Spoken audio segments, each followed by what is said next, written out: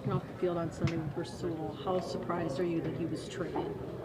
Yeah, I think everybody in the locker room was pretty surprised by it. It's tough. It hurts.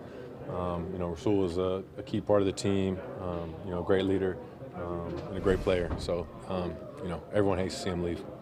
It's a little hard to process that this is, they're talking about, well, they can get a third-round draft pick next year. And, it's that kind of a business transaction as opposed to putting the best players on the field.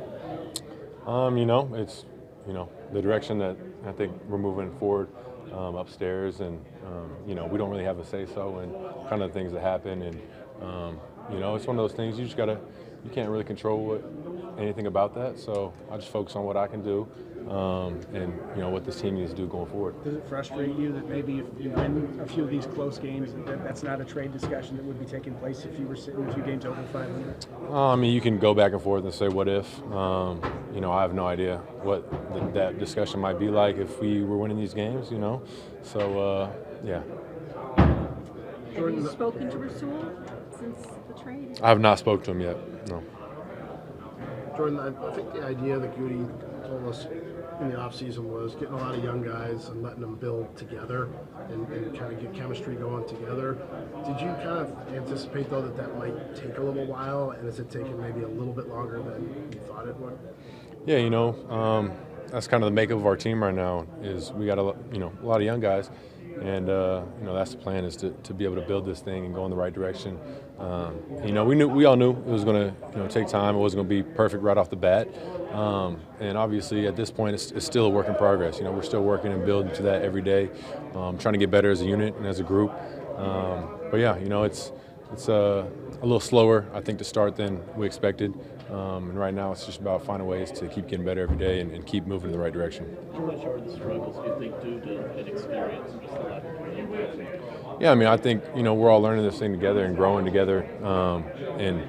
We're learning from, the mistakes that are made and just every day, the different looks that we're seeing. And it's part of the process. You got to go through it. You got to see these looks and kind of go through it in person to be able to learn and grow from it.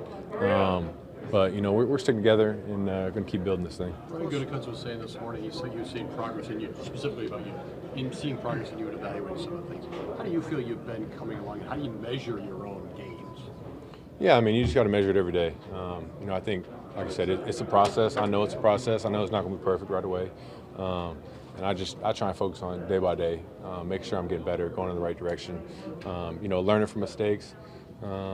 And just continue to grow as a player and as a leader of the team in every role, just trying to get better every day. But it's definitely a process. Are there specific things you'd point to where you say, hey, I like the way I handled that, or I feel like I'm different now in week 7 or 8 than I was in week 1 or 2? Yeah, I think just I'm getting a better feel of understanding situations, where to go with the ball.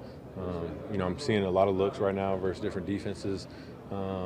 A lot of it is just understanding that we'll have a game plan going into it and kind of the adjustments that go on in game when defense might throw different looks at you and things like that. But yeah, for me, it's just continue to learn, continue to develop, but just understanding these situational awarenesses, where to go with the ball at all times. The trade deadline and that news illustrates the point. Life moves fast in this league. As you're waiting 3 years for your chance, how did that feel? And now that every week you're dealing with a new opponent, new corrections, all this with it being on your shoulders, how does it feel different now as the guy versus the guy waiting for this opportunity? Yeah, obviously I think I got a good feel for the process of a season, just how much it is a new challenge every week. With the game plan, with understanding a new defense, and trying to get as much of a feel for the defense going through the week. But obviously now, just getting those reps during practice, being able to go against the scout team every day, and just do it every day. I think I just have a better feel for it. But the process during the week, I don't think anything changes. Going through it.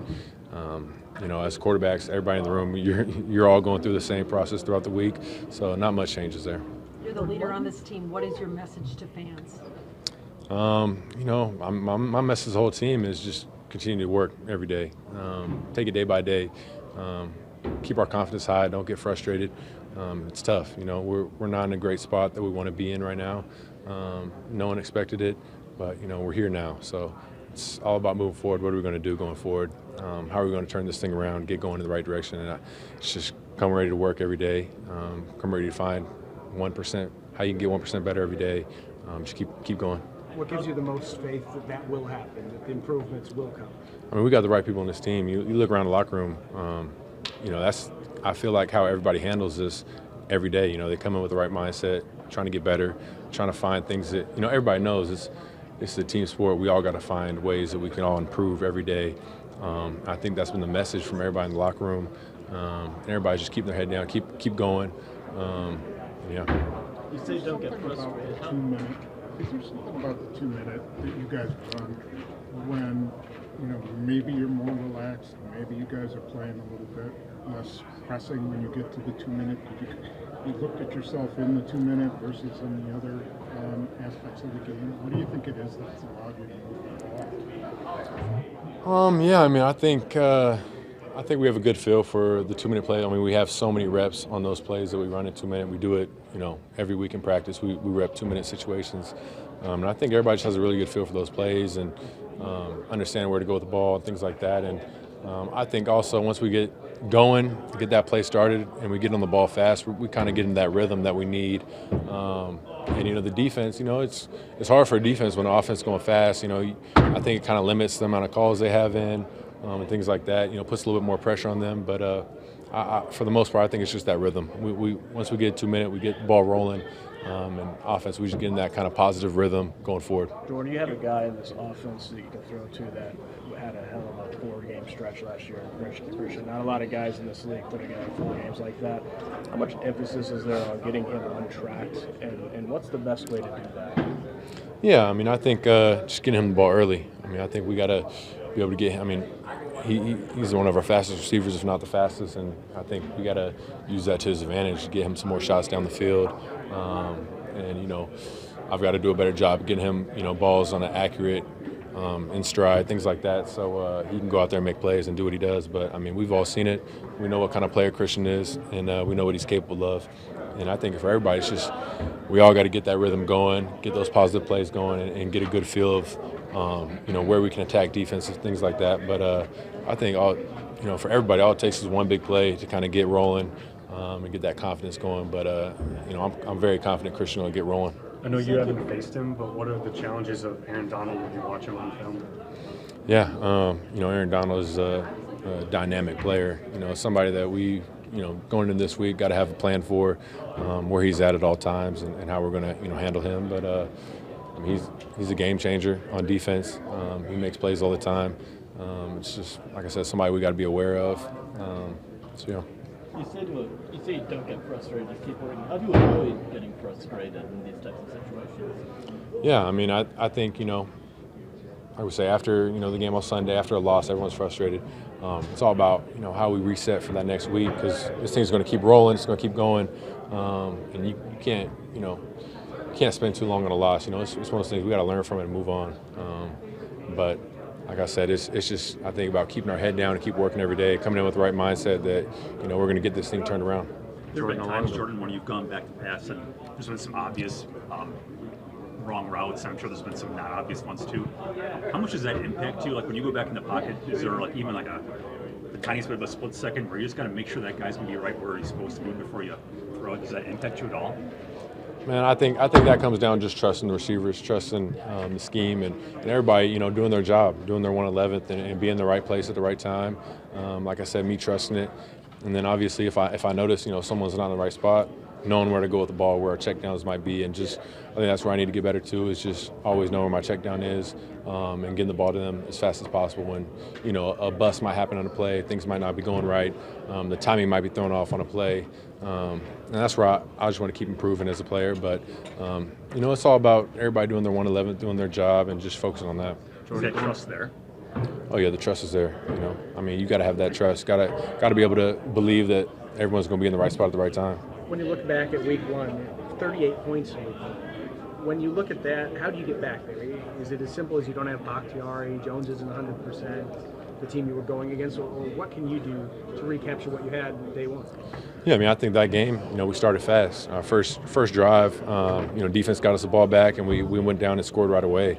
And I think that got the ball rolling, and we just had a lot of positive drives after that. So I think that's what we got to get back to, is just starting the game fast and be able to go put up points on that first drive, second drive, and just it's going to be a snowball effect after that. Because I think once we get rolling, everybody's making plays, and we're a tough offense to stop.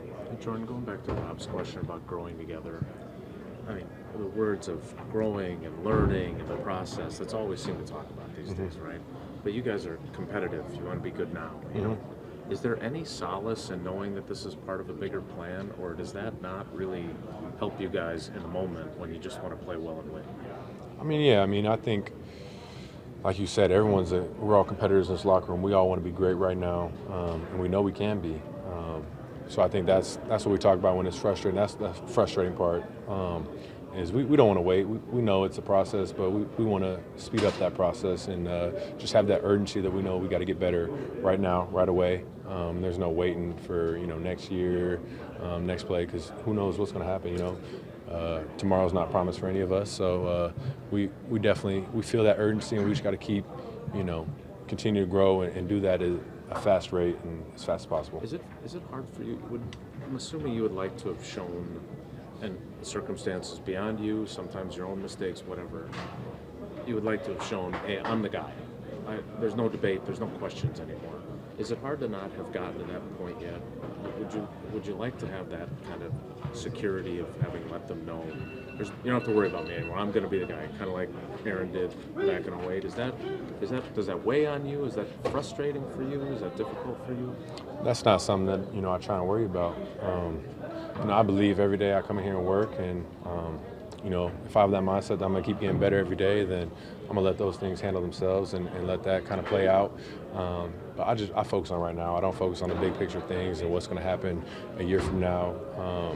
I just try and be the best version of myself every day, and that's really all I can do. Speaking of circumstances outside your control, obviously the spotlight's on you because you're the quarterback, just like any quarterback, but I'm watching this game Sunday, and there's penalties, there's free rushers, there's missed blocks, there's drop balls, guys running long routes, so many things that really have nothing to do with your play that's hurting the offense, and you're human.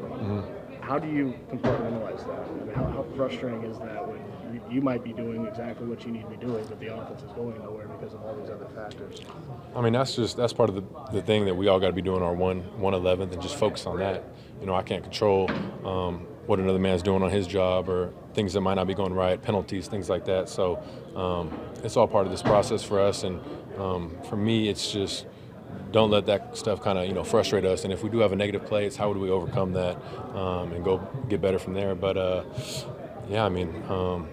I just look at it as trying to do my job, trying to focus and be a leader. And when those things do pop up, just make sure that we're sticking together, staying on the right track, and just find ways to overcome these negative plays that we're having. But it all ties into the consistency that we need to do a better job of, and that's what's hurting us right now, is that inconsistency, whether it's a play here, a play there, a penalty, and things like that. So we got to find a way to put consistent performance together every play.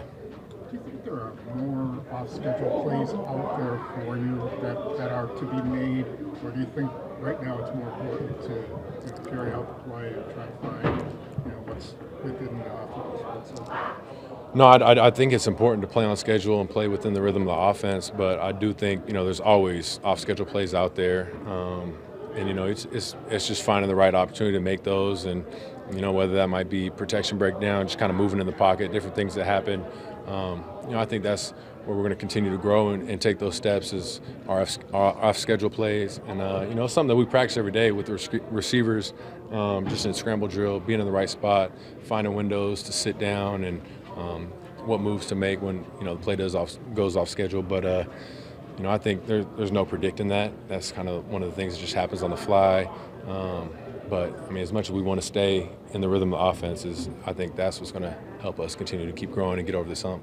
Something Aaron did well, but I'm assuming it's a process of knowing when it is you give up on the play and then try to find something else. Is that sort of the gray line or gray area that you're always battling with that kind of play? Yeah, it is. That's one thing that, the more reps I get, the more I'll be able to grow and just understand where I need to be going with the ball, when the right time is to move in the pocket, step up and just have a good feel for pocket movement and when plays go off schedule. And then obviously, the receivers have a good feel of where I'm going with the ball, where I'm moving to, and just continue to work, get in my vision, find those zones and just sit down and different things like that. But it's definitely a fine line, You and Romeo have been so productive in the red zone especially. How do you make that extrapolate and carry out that type of success between the 20s as well?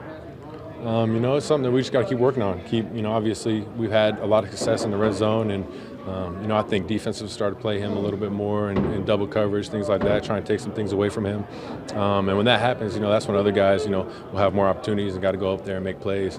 But obviously, whenever we get an opportunity to get Rome in the red zone, he's been a big-time player for us down there. He's made a lot of plays. So we got confidence in him that he's going to keep making those plays. But, like I said, when there's opportunities for other players to get more opportunities and get more, looks when Rome might be getting doubled, things like that, we just got to step up and make those plays.